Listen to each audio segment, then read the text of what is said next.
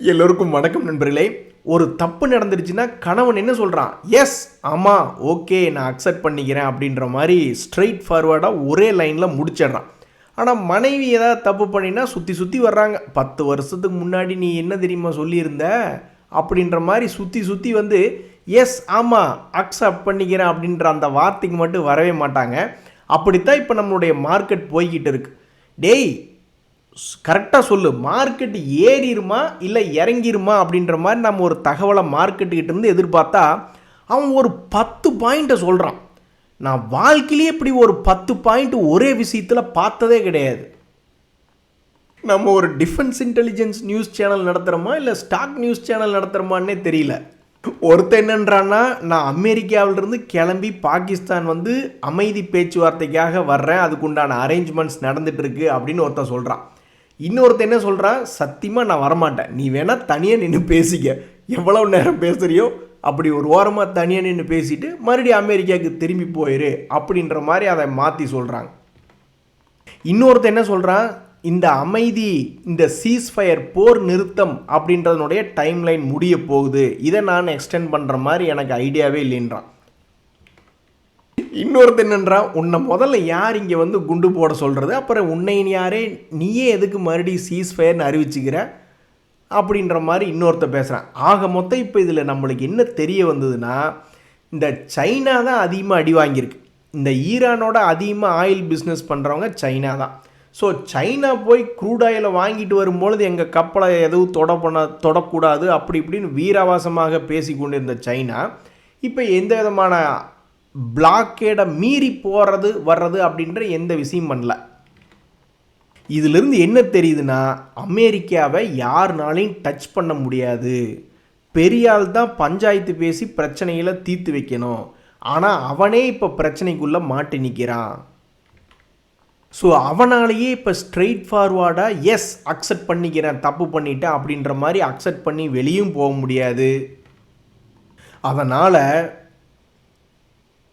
இப்போ நம்ம மார்க்கெட்டில் வந்து என்ன நடந்திருக்கு அப்படின்னு பார்த்திங்கன்னா, இந்த அமெரிக்காவுக்கும் ஈரானுக்கும் இடையில நடக்கக்கூடிய பேச்சுவார்த்தை ஃபெயில் ஆகிறது நம்ம நிஃப்டிக்கு தான் ப்ராப்ளம். ஸோ அடுத்த 2 வாரங்களில் ஏதோ ஒரு 2000 பாயிண்ட்டுக்கு பிளான் பண்ணானுங்கன்னா சூப்பராக இருக்கும். எப்படி போன 2 வாரங்களில் 2000 பாயிண்ட் ஏறிச்சோ அதே மாதிரி அடுத்த 2 வாரங்களில் நம்ம ஃபஸ்ட்டு நல்லதை நினைப்போம், 2000 பாயிண்ட் ஏறிட்டுன்னு நினைப்போம். அதுக்கப்புறம் ஒரு வேளை ஏறலினா 2000 பாயிண்ட், ஏங்க 2000 பாயிண்ட் இறங்கினா தான் இப்போ என்னங்க மறுபடியும் இன்னொரு ரவுண்டு போய் சம்பாதிக்கலாம் அப்படின்ற மாதிரிலாம் மார்க்கெட்டில் எடுத்துக்குவாங்க எல்லாரும். நண்பர்களே, ஸ்டாக் மார்க்கெட்டை பொறுத்த வரைக்கும் ஒரே ஷார்ட்டில் லைவ் செட் ஆச்சுன்னு வச்சிங்களேன், மாசாக தான் இருக்கும். ஆனால் அந்த மாதிரி வாய்ப்பு கிடைக்குமான்னு தெரில. அதாவது தினமும் எஸ்ஐபி போடாமல் ஒரே ஒரு அடி கரெக்டான ஒரு இடத்துல லம்சமாக என்ட்ரு ஆகும் பொழுது அது வந்து லக் என்பது வேகமாக கொண்டு வரும். ஆனால் அதை யாராலும் கணிக்க முடியாது. ஈஸியஸ்ட் வே என்பது என்னென்னா சந்தேகமே இல்லாமல் எஸ்ஐபி தான். ஒரு உதாரணத்துக்கு இப்போ ஒரு 3 பங்குகள் பாருங்கள். இந்த 5 ஸ்டார் இன்றைக்கி 7.5% ஏறி இருக்கான். முத்தூட் மைக்ரோ ஃபினான்ஸ் 12% ஏறி இருக்கு. ரோலெக்ஸ் ரிங்ஸ் என்பது 16% ஏறி இருக்கு. ஆனால் இதில் தினமும் ஒவ்வொரு ஷேர்களாக எஸ்ஐபி ஒரு 200 நாளைக்கு கடந்த 200 நாட்களாக போட்டிருக்காங்கன்னு வச்சுக்குவோம்.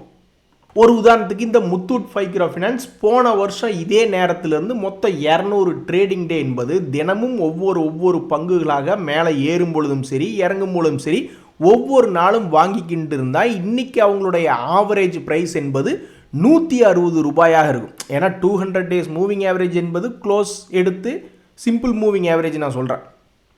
அது வந்து கரெக்டாக ஒரு 168 ரேஞ்சில் ஒரு அப்ராக்சிமேட்டாக வச்சுக்கிங்களேன், இந்த ரேஞ்சில் இருக்கும்.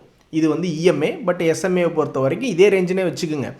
அப்போ அது வந்து நம்மளுக்கு இப்போ எவ்வளவு சம்பாரித்து கொடுத்துருக்கும் அப்படின்னா, ஒவ்வொரு நாளும் எஸ்ஐபி போடும்பொழுது வெறும் 16% என்பதாக சம்பாரித்து கொடுத்துருக்கு. ஆனால் ஒரே ஒரு என்ட்ரி அதை கரெக்டாக ஒரு லோ ரேட்டில் என்ட்ரு ஆகிருந்தால் அதுவே 67% என்பது சம்பாரித்து கொடுத்துருக்கும். அதுவே இந்த 5 ஸ்டாரில் பார்த்துருந்தா கரெக்டான ஒரு லோ ரேட்டில் என்ட்ரி ஆகிருந்தால் கிட்டத்தட்ட 50% சம்பாரித்து கொடுத்துருக்கும். இன்றைய செய்தி 5 ஸ்டார் 200 டேஸ் மூவிங் ஆவரேஜ் என்பதையும் வந்து தொட்டிருக்கு. ஸோ 50% சம்பாரித்து கொடுத்துருந்தாலும் கடந்த 200 நாட்களாக தொடர்ந்து ஒவ்வொரு நாளும் எஸ்ஐபி போட்டுகிட்டே வந்திருந்தா கூட இப்போ நோ லாஸ் நோ கெயினில் தான் வந்து நிற்கும். ஏன்னா ஒவ்வொரு நாளினுடைய க்ளோசிங்கில் அப்படின்றத நம்ம எடுத்துக்கிட்டே இருந்திருந்தோம்னா எஸ்ஐபி மூலியமாக இன்றைய தேதியை பொறுத்த வரைக்கும் நோ லாஸ் நோ கெயின் அப்படின்ற மாதிரி தான் இருந்திருக்கும்.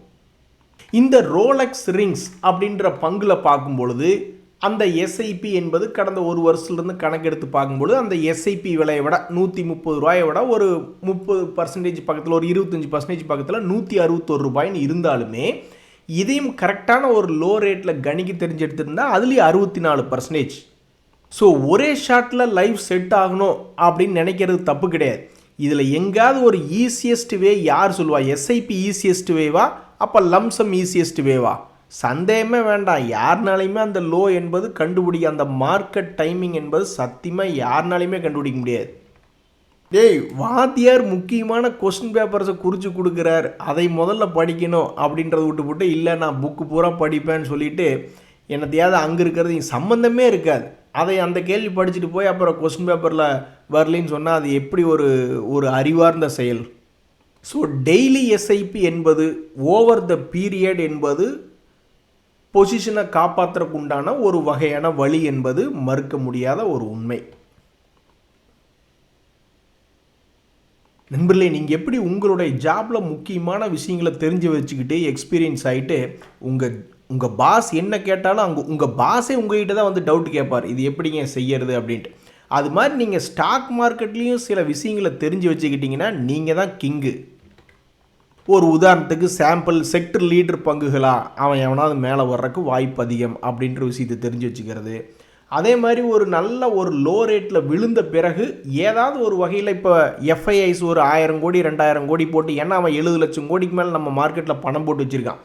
பெரிய அளவில் கிராஷ் ஆகிடுச்சுன்னா நல்ல பங்குகள் அல்லது மார்க்கெட்லேயே சும்மா ஒரு 1000-2000 கோடி பணத்தை போட்டு மார்க்கெட்டையே தூக்கி விட்டுருவானுங்க அப்படின்ற மாதிரி தெரிஞ்சு வச்சுக்கிறது. ஒவ்வொரு பிரச்சனையின் போதும் கிராஷ் ஆன மார்க்கெட் திரும்பி தான் வந்திருக்கான் அப்படி போன்ற பல்வேறு விஷயங்களை தெரிஞ்சு வச்சுக்கிட்டோம்னா, அதே மாதிரி பொறுமையாக தெரிஞ்சிட்டோம்னா நம்ம தான் ஸ்டாக் மார்க்கெட்டில் கிங்கு. இங்கே பாருங்கள், இந்த நெஸ்லே இந்தியா அப்படின்ற பங்கு வந்து அவனோட எஃப்எம்சிஜி செக்டரில் அவன் தான் ஒரு செக்டர் லீடர். பிரிட்டானியாவோட கூட கம்பேர் பண்ணி பாருங்கள், கிட்டத்தட்ட ஒரு வருஷத்துக்கு 3545 கோடி நெஸ்லே இந்தியா லாபம் பண்ணுறாங்க. பிரிட்டானியா வந்து 2416 கோடி லாபம் பண்ணி 2வது இடத்துல இருக்காங்க. இப்படி இருக்கக்கூடிய நேரத்தில் பிரிட்டானியா இன்னும் தன்னுடைய பழைய ஹைக்கு வந்து சேரல. ஆனால் நெஸ்லே இந்தியா தன்னுடைய புதிய உச்சத்துக்கே வந்து ட்ரேட் ஆகிக்கிட்டு இருக்கான். அதே மாதிரி தான் இந்த ராம்கிருஷ்ணா ஃபோர்ஜிங்ஸ், ரோலெக்ஸ் ஃபோர்ஜிங்ஸ் என்பது. இந்த ரோலெக்ஸ் ஃபோர்ஜிங்ஸ் என்ன சொல்கிறாங்க, நாங்கள் வந்து இந்தியாவிலே டாப் 5 ஃபோர்ஜிங் கம்பெனிஸில் ஒன்றா இருக்கோம் அப்படின்றாங்க. அவங்க செய்யக்கூடிய வருமானம் ஒரு வருஷத்துக்கு 196 கோடின்னு இருக்குது. ஸோ இன்றைய தேதியில் பார்க்கும்போது தன்னுடைய பழைய ஹையை மீட்டெடுத்துட்டான். அதே சமயம் இந்த ராம்கிருஷ்ணா ஃபோர்ஜிங்ஸ் என்பது ஒரு வருஷத்துக்கு 216 கோடி தான் லாபம் செஞ்சு கொண்டு இருக்கக்கூடிய பங்கு. அவன் இன்னும் 52 வீக் லோலியே ஓட்டிக்கிட்டு இருக்கான் வண்டியை. ஸோ இந்த மாதிரி சில முக்கியமான கான்செப்ட்ஸை தெரிஞ்சுக்கிட்டோம்னா எப்படி உங்கள் ஜாபில் நீங்கள் ஒரு கில்லியோ அதே மாதிரி ஸ்டாக் மார்க்கெட்லேயும் பெரிய ஆள் ஆகிடுவீங்க.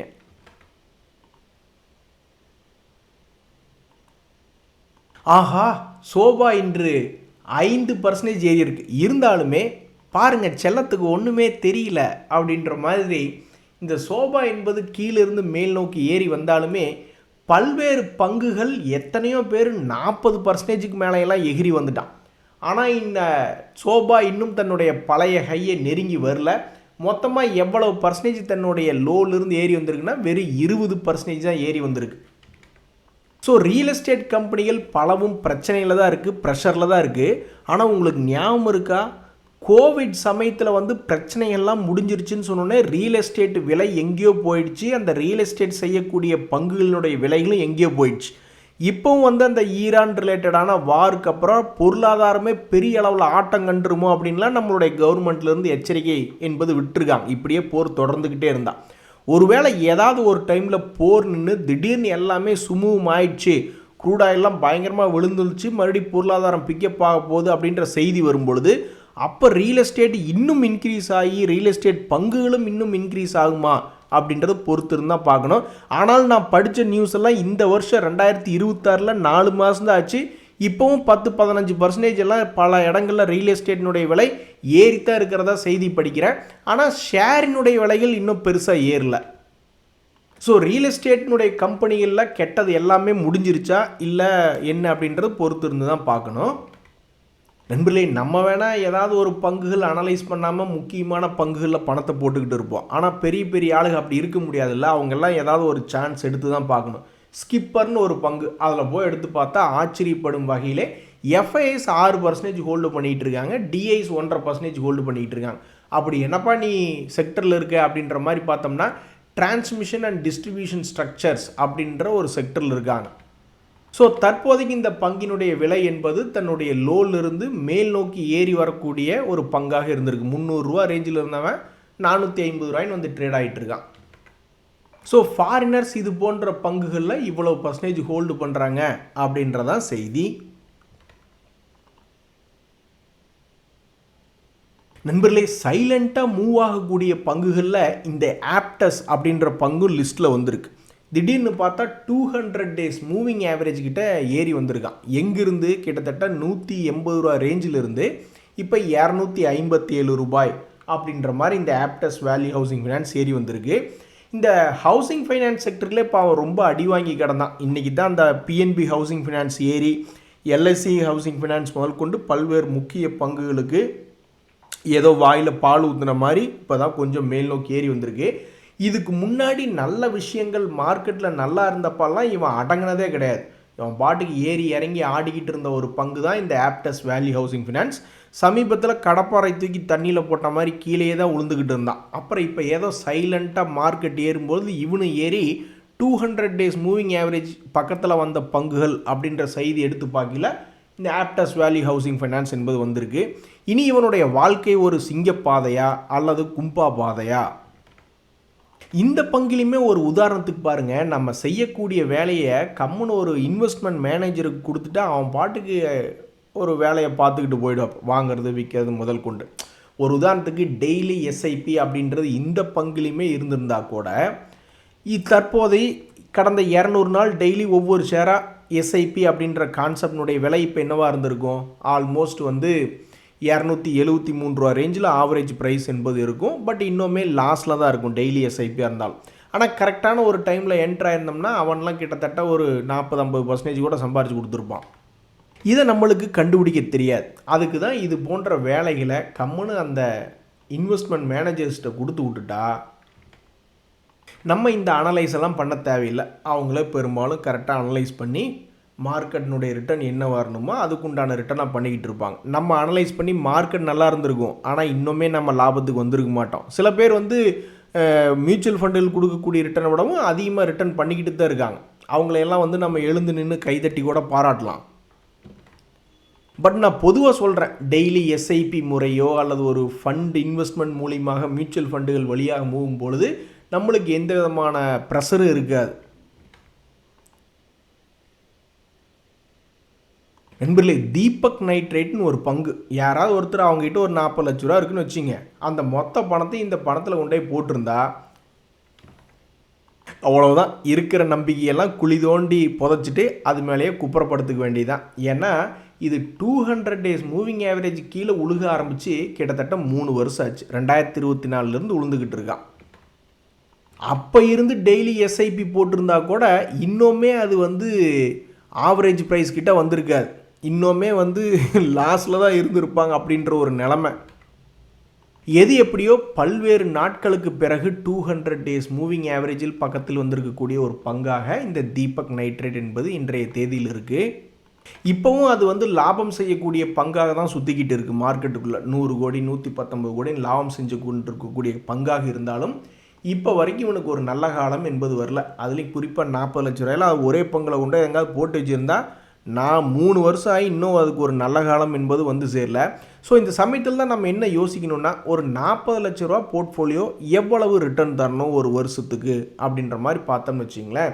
சில பேர்லாம் சொல்லுவாங்க, ஒரு 2 லட்ச ரூபா கொடுத்தா என்னை பொறுத்த வரைக்கும் அது வந்து ஒரு நார்மல், ஒரு மாதத்துக்கு 2 லட்ச ரூபா கொடுத்தோம்னா ஓரளவுக்கு நல்லா, அதுக்கு மேலே கொடுத்தா இன்னும் கொடுங்க அப்படின்னு தான் எல்லோரும் சொல்ல போகிறோம். பட் இருந்தாலும் ஒரு 40 லட்ச ரூபா போர்ட்ஃபோலியோக்கு ஒரு மாதம் ஒரு 2 லட்ச ரூபா கொடுத்தா நல்லா இருக்குமே அப்படின்னு நிறைய பேர் நினைப்போம். அப்போ என்ன ஆகுது, ஒரு வருஷத்துக்கு 24 லட்ச ரூபா, அதில் டேக்ஸ் எப்படியும் போட்டு தள்ளிடுவாங்க. பட் எனிவே ஆனாலும் பாருங்கள், இப்போ 2,00,000 சம்பாதிக்க முடியாமல் ஏதோ ஒரு 40,000 50,000 தான் சம்பாதிக்கிறோம், 40,00,000 வச்சுக்கிட்டு மாதம் அப்படின்னா அது கொஞ்சம் மனசுக்கு டவுனாக தான் இருக்கும். பட் முதல்ல பேங்க்குக்காரன் எவ்வளோ கொடுக்குறான்? பேங்க்கில் கொண்டு போய் 40,00,000 எஃப்டியை போட்டால் ஒரு மாதத்துக்கு ரிஸ்க் இல்லாமல் எவ்வளோ ரிட்டர்ன் தர்றாங்க? 7% வட்டி போட்டால் ஒரு வருஷத்துக்கு, அப்போ ஒரு மாதத்துக்கு 23,000 தான் கணக்கு வருது. அதனால் ஒரு 40-50 சம்பாதிக்கிறது என்பது மனசு சோகம் இல்லாத செயல் தான். அதுவும் இல்லாமல் இதெல்லாம் ரிஸ்க் ப்ரொஃபைல் அப்படின்றதெல்லாம் பொறுத்து. நீங்கள் என்ன நினைக்கிறீங்க? ஒரு 40,00,000 இருக்கும் பொழுது ஈக்விட்டி மார்க்கெட்டில் எவ்வளவு சம்பாரித்தா ஒரு மாதத்துக்கு கரெக்டாக இருக்கணும் அப்படின்றத தெரியப்படுத்துங்க. அதில் இந்த தீபக் நைட்ரேட் போன்ற பங்குகள் எல்லாம் எடுத்து வச்சுருந்தா 3 வருஷம் கூடி கிடைச்சது கும்பா அப்படின்ற மாதிரி. நண்பர்களே, நிறைய பேர் இது போன்ற ஹவுசிங் ஃபைனான்ஸ் கம்பெனிகளில் கடனை வாங்கி லோனை வாங்கி வீட்டை கட்டி கடைசியில் பார்த்தா பாருங்கள், 1 கோடி வீடெல்லாம் நான் பில்ட் பண்ணிட்டேன், 1.5 கோடி மதிப்புங்க அப்படின்ற மாதிரிலாம் பண்ணுறாங்க. ஸோ அது மாதிரி நம்முடைய ஸ்டாக் மார்க்கெட்டில் என்றைக்கு நம்ம 1 கோடி போர்ட்ஃபோலியோ பில்ட் பண்ணோம் அப்படின்றது பொறுத்து இருந்து தான் பார்க்கணும். அப்போ தான் நம்ம சொல்ல முடியும். ஒன்ஸ் நம்ம பில்ட் பண்ணதுக்கப்புறம் தான் எப்படிங்க நீங்கள் அந்த 1 crore பில்ட் பண்ணீங்க அப்படின்னு கேட்டால் அப்போ தான் நம்ம ஒவ்வொரு தகவலாக சொல்ல முடியுங்க. பாருங்கள், இந்த மாதிரி ஆரம்பித்தோம், இப்படியெல்லாம் பண்ணோம் அப்படின்ற மாதிரி. இதுவே இந்த ஹவுசிங் ஃபைனான்ஸில் கடன் வாங்கினவங்க மிக எளிதாக சொல்லிடுவாங்க. இடத்த வாங்கின தம்பி, வீட்டை கட்டணும்னா இன்றைக்கி இந்த மதிப்பு பார்த்திங்கன்னா 10 வருஷம் கழிச்சு 1.5 கோடி தம்பி அப்படின்ற மாதிரி மிக அசால்ட்டாக சொல்லுவாங்க. ஸோ அப்படி இருக்கக்கூடிய இந்த நேரத்தில் இந்த ஹவுசிங் ஃபைனான்ஸ் கம்பெனியில் திடீர்னு இன்றைக்கி ஒரு எழுச்சி என்பது பார்க்க முடிஞ்சுது. அதுலேயும் குறிப்பாக பார்த்திங்கன்னா செக்டர் லீடர் இந்த எல்ஐசி ஹவுசிங் ஃபைனான்ஸ் தான். அவன் போன வருஷமே நல்லா தான் சம்பாரித்து கொடுத்துருந்தான், தப்பு சொல்ல முடியாது. 2025 நீங்கள் பார்த்தீங்கன்னா நல்லா அருமையாக சம்பாரித்து கொடுத்துருந்தான். கிட்டத்தட்ட 32% சம்பாரித்து கொடுத்துட்டு மறுபடியும் அதே இடத்துல கீழே விழுந்திருக்கான். பல்வேறு ஸ்மார்ட் மணி கான்செப்டுக்காரங்கெல்லாம் கவு அப்படின்ற மாதிரி கவி இருந்திருப்பாங்க. இன்றைய தேதியை பொறுத்த வரைக்கும் சமீபத்தினுடைய லோலிருந்து எவ்வளவு ஏறி இருக்குன்னா 22%. போன வருஷத்தினுடைய அளவு இன்னும் சம்பாரித்து கொடுக்கல. பட் இன்றைய செய்தி என்னென்னா அது 200 days மூவிங் ஆவரேஜை தாண்டி இருக்குது அப்படின்ற ஒரு தகவல். நண்பர்களே, வேறு என்ன முக்கிய செய்திகள்னால் பல பேர்த்துக்கு லாஸ் எல்லாம் குறைஞ்சி, அதாவது போருக்கு முன்னாடி என்ன அமௌண்ட் இருந்ததோ அதே அமௌண்ட் அல்லது அதையும் தாண்டியே வந்துடுச்சு. அதனால் இனி போர் வந்துருச்சு, அதனால் ஸ்டாக் மார்க்கெட்டில் எனக்கு லாஸ் ஆகிடுச்சு அப்படின்னு சொல்கிறதுக்கு இங்கே வார்த்தைகள் என்பது கிடையாது. ஏன்னா அந்த வார் வரக்கு முன்னாடி என்ன பொசிஷன் இருந்ததோ அதே பொசிஷனுக்கு வந்துடுச்சு. இனிமேல் இந்த பசங்க அந்த ஹரிஜா அவர்கள் எவ்வளோ க்யூட்டாக சொல்கிறாங்க, டே எருமசாணி கிறுக்கு பசங்களா அப்படின்னு சொல்கிற மாதிரி இனி இந்த பசங்க என்ன சொல்ல போகிறாங்க அப்படின்றத பொறுத்து தான் இனி அடுத்த 2 வாரங்களில் மார்க்கெட் எவ்வளோ பெரிய மாற்றத்தை கொண்டு வரும் அப்படின்றது இருக்குது. ஸோ இந்த போர்னால் ஸ்டாக் மார்க்கெட்டில் எந்த பிரச்சனையும் கிடையாது. நீங்கள் வேறு இந்த எல்பிஜி சிலிண்டர் கிடைக்கல, பொருளாதாரம் பாதிச்சிருச்சு அப்படின்ற தகவல்கள்லாம் ஓகே. பட் ஸ்டாக் மார்க்கெட்டில் நிறைய பேர்த்துக்கு வார் வர்றதுக்கு முன்னாடி என்ன நிலைமை இருந்ததோ அதே நிலைமை திரும்பி வந்துடுச்சு. இதுதான் நிதர்சனமான உண்மை. இப்போ ஒரு உதாரணத்துக்கு பார்த்தீங்கன்னா இந்த மகாராஷ்டிரா பேங்க்கில் இன்றைக்கி 6% ஏறி இருக்கான். அதில் 80 ரூபா வந்திருக்கான். இதுக்கு முன்னாடி வாழ்க்கையில் எப்போ 100 ரூபாய்க்கு மேலே இருந்திருக்கான் அப்படின்ற மாதிரி நான் போய் சமீபத்தில் தேடி பார்க்குறேன், இல்லை. ஸோ சமீபத்தில் 2025 அட பாவி, இவன் மறுபடி கீழே விழுந்து சம்பாரிச்சே கொடுக்கலிங்க நண்பா. அதாவது 40 ரூபாய்க்கு 2025 சரிவடைஞ்சு வந்திருக்கு. சரி, ஓகே. அப்போ அதுக்கப்புறம் எத்தனையோ பேர் போய் மறுபடி சம்பாரித்து கொடுத்துட்டு மறுபடி கீழே விழுந்து மறுபடி சம்பாரித்து கொடுத்துட்டானுங்க. ஆனால் இவர் பேங்க் ஆஃப் மகாராஷ்டிரா அப்படின்ற பங்கில் ஒரே ஒரு என்ட்ரி தான். போன வருஷம் லோ ப்ரைஸில் விழுந்திருக்கு, அதுக்கப்புறம் பார்த்தா அது இன்னுமே உச்சத்தில் தான் இருக்குது. ஸோ ஒரே ஒரு குரூப் தான் சம்பாரிச்சிருப்பாங்க. 2வது குரூப்பில் யாருமே என்ட்ராகி சம்பாதிக்கக்கூடிய வாய்ப்பு என்பது இல்லாமல் போயிடுச்சு. கடவுளேன்னா அதுக்குன்னு என்ன எல்லா பங்குலுமே இறங்கி சம்பாரித்து கொடுக்கணுன்னு ஏதாவது அவசியம் இருக்கா? இந்த 5 ஸ்டார் இறங்கிட்டு இப்போ தான் 200 days மூவிங் ஆவரேஜ் தொட்டிருக்கான். இந்த மாஸ்டெக் அப்படின்ற பங்கு ஆர்டிஃபிஷியல் இன்டெலிஜென்ஸ் ரிலேட்டடான விஷயங்களும் இருக்குது. அப்படி இருக்கக்கூடிய பங்கு என்ன பண்ண போகிறான்னு தெரில. இவன் 2025 பெருசாக சம்பாரித்து கொடுத்துருக்காங்க. 1700 2700 வரைக்கும் போயிருக்கு. பட் இருந்தாலும் இன்னும் 2026 சம்பாரித்து கொடுக்காத இந்த மாஸ்டெக் லிமிடெட் ஆர்டிஃபிஷியல் இன்டெலிஜென்ஸ்லேயும் இருக்கக்கூடிய ஒரு பங்கு அவன் கரெக்டாக ஒரு ரவுண்டு எப்படி கம்ப்ளீட் பண்ணியிருக்கான்னா 2023 லோக்கு கம்ப்ளீட் பண்ணியிருக்கான். ஸோ இன்றைக்கி 5% ஏறி இருக்குது. ஸோ நிறைய பேர் 2025 லோலேருந்து ஏறி இறங்கி இருக்கிறது பார்க்கறதுக்கு பர்ஃபெக்டாக இருக்குது. ஆனால் இந்த மாஸ்டெக்கை பொறுத்த வரைக்கும் 2025 இல்லை, 2022 இருந்த லெவலுக்கு விழுந்திருக்கான். இப்படி இருக்கக்கூடிய இந்த மேஸ்டெக் என்பது சமீபத்தினுடைய குவார்ட்டர்களில் ஒரு நஷ்டம் செய்யாத ஒரு பங்காக தான் இருக்குது. அவன் எப்போவும் செய்யக்கூடிய ஒரு 100 கோடி சம்மந்தப்பட்ட லாபம் தான் பண்ணிக்கிட்டு இருக்குது. இதில் இருக்கக்கூடிய முதலீட்டாளர்களில் வந்து எஃப்ஐஎஸ் வந்து தங்களுடைய ஹோல்டிங் பர்சன்டேஜை குறைச்சிட்டாங்க. அவங்க ஏதோ ஒரு காரணத்தினால நம்பிக்கை இல்லாமல் குறைச்சிருக்கலாம், அல்லது எதுக்கு இவ்வளவு ரிஸ்க் எடுக்கணும், கொஞ்சம் குறைச்சி வைப்போம்னு குறைச்சிருக்கலாம். இனி அடுத்த ரிசல்ட் சீசனில் என்ன பண்ண போகிறாங்கன்றதெல்லாம் நம்மளுக்கு தெரியாது. பட் டிஐஸ் வந்து ஏதோ ஒரு நம்பிக்கையாக தங்களுடைய ஹோல்டிங் பர்சன்டேஜை 19% கொண்டு வந்து வச்சுருக்காங்க. இனி இந்த பங்கு என்ன செய்யும் அப்படின்றத பொறுத்து இருந்து தான் பார்க்கணும். ஸோ அந்த மேஸ்டெக்கில் எஃப்ஐஎஸ் குறைச்சிருக்காங்க. அதே சமயம் டைட்டனில் நீங்கள் எடுத்து பார்க்கும்போது எஃப்ஐஎஸ் வந்து தங்களுடைய ஹோல்டிங் பர்சன்டேஜும் கொஞ்சம் மார்ஜினலாக இன்க்ரீஸ் பண்ணியிருக்காங்க. அப்படி இருக்கக்கூடிய இந்த நிலமையில் இந்த டைட்டன் அப்படின்ற கம்பெனி இருக்கிறதுலே உச்சத்தில் இருக்குது. அப்பாடா, எங்களுக்குன்னு ஒரு லாஜிக் இருக்குது, அந்த லாஜிக் படி எஃப்ஐஎஸ் வாங்கியிருக்கக்கூடிய பங்கு உச்சத்தில் இருக்குது. எஃப்ஐஎஸ் விற்றுட்டு கொஞ்சம் அதாவது தங்களுடைய ஹோல்டிங்கை குறைச்சிருக்கக்கூடிய பங்கு 52 வீக் லோவில் இருக்குது. அப்படின்ற மாதிரி லாஜிக் வைஸ் இது போன்ற பங்கு டைட்டன் என்பது கரெக்டாக வந்திருக்கு. இனி அடுத்தது எஃப்ஐஎஸ் தங்களுடைய ஹோல்டிங் பர்சன்டேஜை எப்படி மாற்றி அமைப்பாங்க என்பது பொறுத்திருந்து தான் பார்க்கணும். ஏன்னா தகவல்கள் நம்மளுக்கு டெய்லி பேசிஸில் வராது. 1 மாதத்துக்கு ஒருக்காவோ 3 மாதத்துக்கு ஒருக்கா தான் ஹோல்டிங் பேட்டர்ன் சேஞ்சஸ் என்பது வரும். சரி நண்பர்களே, நம்ம மார்க்கெட்டில் ஏதோ ஒரு பெரிய மாற்றம் 2000-3000 பாயிண்ட் ஏதாவது ஒரு மாற்றம் இது கொண்டு வர போகிறாங்களா, அதுக்கு தான் இத்தனை பாயிண்ட்டுகளை சுற்றி பேசிக்கிட்டு இருக்காங்களா அப்படின்றது அடுத்தடுத்த சில வாரங்களில் தெரிய வந்துடும். இன்றைய தகவல் அனைத்து உங்களுக்கு உதவியாக இருந்தால் எனக்கு மகிழ்ச்சி தான். ரொம்ப நன்றி, வணக்கம்.